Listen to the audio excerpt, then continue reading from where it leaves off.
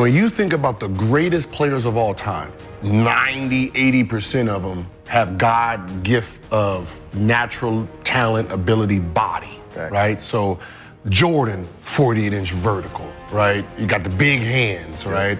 You got LeBron, right? You have Shaquille O'Neal, right? Then Magic, 6'9" point guard with vision. Kobe, standard. If I give you 6'6" and then took every 6'6" guard in the NBA and NBA history, you would never find him. You would see Jordan because there he is, right? You would never find Kobe because he didn't have big hands, right? He wasn't quick, he wasn't fast. 38-inch vertical, that's standard. Like if you don't have a 30-inch vertical, you're not even a shooting guard in today's game, right? And what he did with that body, it's like you took a S500 and he was pushing it like a Bugatti. That's what we look at. We look at the normal person fighting gods. Yes. I didn't have a strategy for Kobe. Like, I didn't know what to do. And so sometimes, man, like he'd go up and shot, I would just hit his arm. Like just hit his arm and just like, And the problem too was I couldn't go back at him. Because at my role, in Phoenix, Nash had the ball in his hand, so I'm stuck in the corner. And, I'm not a spot-up shooter, so he was hard to defend. But in that moment, man, like a couple times I guessed right. Like I'm like he's gonna go right, he's gonna shot fake. I'm not, I know what he's gonna do. And then you know how hard it is. You're saying this, when you're squared off against him, you're saying that in your head as you're defending him? I knew he wanted to go right, and I knew he had a great ball fake. And I've seen him do it before. That one shot right in front of our bench where he tapped Alvin on the, and so he hit a tough shot on me before that. And I tried to deny him the ball, but he gets it. He goes right, I go with him. He shot fakes, I don't go for it. I get closer into him. I go up when he goes up. You know how hard it is to do a shot fake, reload from 3? And somebody in your group? And I couldn't be any closer to him without fouling him. Man, this dude hit me. Like, I was like, I was actually proud of the defense I played. Yeah. Like, I'm thinking, I couldn't have done anything other than just prevent him from getting the ball, but he was the best player I played against.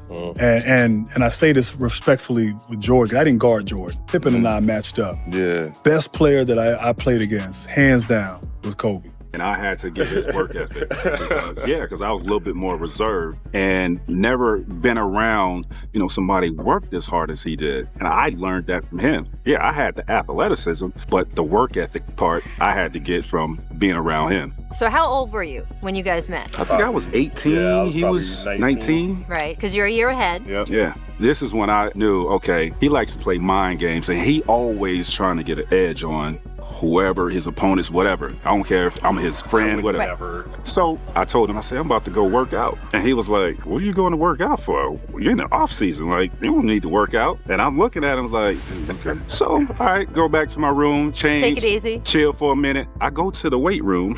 Who's in there? This dude. This dude.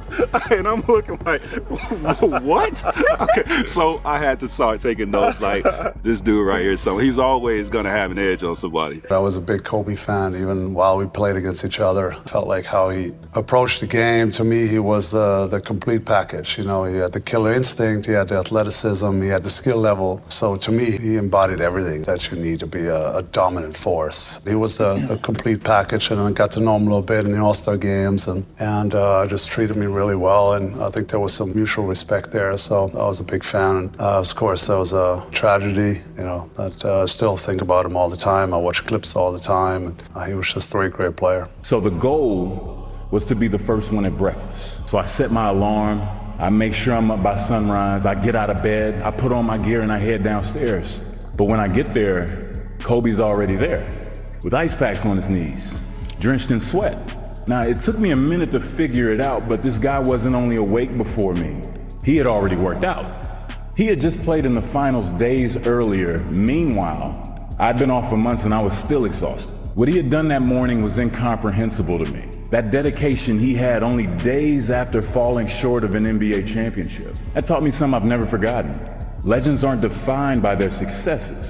They're defined by how they bounce back from their failures. For all you people out there that heard Kobe kick my ass real good, he did not. He just kicked my ass. It wasn't real good. But see, you gotta remember, I was 40 years old going against an 19-year-old kid. Yeah. But you know what? The one thing that I really, really appreciated, and I think we all saw at that workout, is that Jerry had certain points on the court. At the elbow, pick and roll, down the low block, and he off the dribble, he was telling Kobe, okay, get to that spot. You got to get to that spot. And my job was to keep him away from that spot. You know, a 19-year-old kid, the one thing that I was impressed with was his physical strength. Yeah. And just his ability to be able to get to that spot. He didn't get near the spot. He didn't get close to the spot. He got to his spot. Now, he didn't hit every shot, but that is something very, very unique and special for a young kid that hadn't played in the NBA. And you're going through a professional workout to do that. Yeah. A lot of people would, not that I'm Michael Cooper scary, but you know, I knew what I was doing out there to bump him off and to get close and shoot a fall away. Kobe didn't do all that. He got to his spot. And that was the one thing that impressed Jerry as well as Dale Harris and all the powers to be that were there watching that day. Every time he was supposed to do something, he got to where he was supposed to go. Did he hit the shot all the time? No, but he got there. And that's the part of being a unique NBA player. The great ones get to where they're supposed to. Like Kareem, he gonna get to where he's supposed to score. Michael Jordan's gonna get to where they're supposed to so they get the best shot. And that was the one thing that was really awe-inspiring to me about Kobe. I got to the gym at 5 o'clock and I'm like, Kobe, like, I'm the rookie. I gotta prove myself. I gotta do this. I gotta play this day. I can't play defense, all this stuff. So you just lock yourself in the gym and just kind of go at it. But then when you see Kobe, you're like, wow, he's a franchise player. He already won and he wants to keep going. With Kobe was that, you know, obsession of being the greatest. I think he achieved to do that because there was never enough. There was just that extra mile he wanted to take. And that's why everybody's talking about Mamba mentality. Everybody can find that Mamba mentality within themselves. It's the hero within you. But are you willing to do that? Not many will. Everybody wants to go like, okay, I'm going to do a little bit extra work. I'm going to, you know, they kind of calculate it. But Kobe's obsession with studying the film, understanding the opponent, the footwork, like going deep into the system, into triangle, like trying to understand every single aspect of it. It's not only outworking you on the basketball court. He's like mentally outworking you by just, you know, putting a smile here, like looking at you weird, like I smell blood right now. Like he gets into your psyche. And once that happened, we knew we were golden. He was our leader. He was somebody that you either could follow or you fall behind and you're gone. So there were not many that could follow that pace, that intensity. We came to a game, we were like, oh, that's easy, honestly, because once you get into that system mindset of understanding defense, offense, the balance of rebounds, and just kind of seeing, then you cover for your teammates. So there were no like fast breaks at our practices. They were tough. Like you were lucky if you got a fast break. But one of my favorite things about that experience with Kobe is, so I was coming off the bench and Kobe came to me as he knew I was coming off the bench and he said, hey D, when you get in, because we're going to be playing together, he was like, this is what I'm going to do. I'm going to pick up the defender 94 feet. I'm going to harass him. I'm going to turn him. I'm going to turn him. I'm going to turn him. Once they get to half court, I've turned him enough. I want you to, because Kobe knew I was fast. He knew I was quick. And so he was like, I want you to like shoot at him, you know what I mean? Like to come and trap or to come and get a steal. But for me, I looked at that, I'm like, I'm the younger guy. I'm the least accomplished guy in this group. I should be the one that you say, he should have told me, D, you go pressure and I'm gonna do that. But his mindset wasn't that way. His mindset was, listen, all Kobe cared about was defense. When he knew that me and he was gonna play together, he was like, I don't care about the offense. I just know that we're two dogs on the both ends. It's gonna be number 10 and number 9 on each side of the floor, and defensively, we're gonna be dogs. And so to be able to play with a guy who had everything offensively, who could have just demanded us to give him the ball every time down, was worried about defense in the Olympics. Come on, bro. What am I gonna do? I'm gonna follow suit and follow the leader. And so that was one of my favorite things when he came to me and he said that. Like, I didn't care about starting them. All I cared about was my moments when I got a chance to get on that court with Kobe because I knew what it was gonna go down.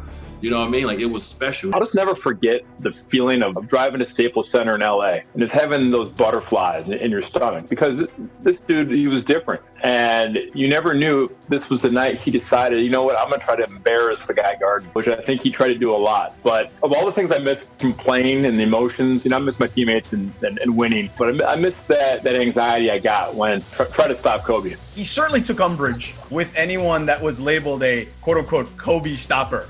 And it feels like you kind of went out of your way to avoid that particular language and were almost kind of like killing him with kindness, right? When you were playing against him. That was my plan. Look, Kobe took the smallest slight as motivation. I tried to almost play like Eeyore. And every time, I had a good game against Kobe and he missed a ton of shots, I said, man, he just missed shots. I'm a lucky guy. Kobe Bryant has 18 points, but he is getting nothing easy. How are you able to make everything difficult for him tonight? Well, it's tough. He's one of the greatest players of all time, and I'm trying to make him work. He's going to score his points. He's that good. I tried to be as passive and docile to him as possible. And inside, I was, a raging bull, and I wanted to beat him more than I wanted to beat anybody. But I never wanted him to see me be aggressive or take that challenge. I thought that was my best way of trying to guard him, trying to stop him. And that first passing, I had never read his book, Mamba Mentality. And he actually dedicated a page to me, which gives me goosebumps just thinking about it and talking about that game within the game within the game. And he knew that I was trying to be passive, that I was trying to downplay how bad I wanted to beat him. And it makes that story even better, that he knew that I knew that he knew. And I knew that he knew that I knew. The mental gymnastics that we played, the game of cat and mouse, there was nothing like it from a physical standpoint, but even a higher level thinking, a mental game. When he won his first championship, you just mentioned the three-peat. They beat your Indiana Pacers. How would you describe what it was like trying to guard Kobe Bryant at that point when he was at his absolute best? So that series was his coming out party, Greeny. Phil wins a championship in '98 with Mike and the Bulls. He goes to the Lakers and they win 3 straight in the early 2000s. Shaq fouls out. I think it's game 4 or 5, and they go into overtime, and that's when they went into what we used to call with MJ the Bermuda Triangle. We just give it to Kobe at the top and clear it out. And that's when he pointed to the ground after he made the jumper to get down and lay down. And that wasn't just to the opponent. That was to the media. That was to the fans, and you know what else? That was to his bench. I was on the court. That was to his team too. That was them having to validate his greatness in front of the world. And it was really awesome to see. And I'm really proud that one of the most shared Kobe Bryant clips virally is a clip produced by Nanachka Khan and Melvin Marr and myself. And enjoy it today if you want to smile from Kobe Bryant and myself. It's called 81 Olives. And I really appreciated him doing it. And it's gonna put a smile to your face on clearly what's gonna be a tough day as we remember an all-time great human being.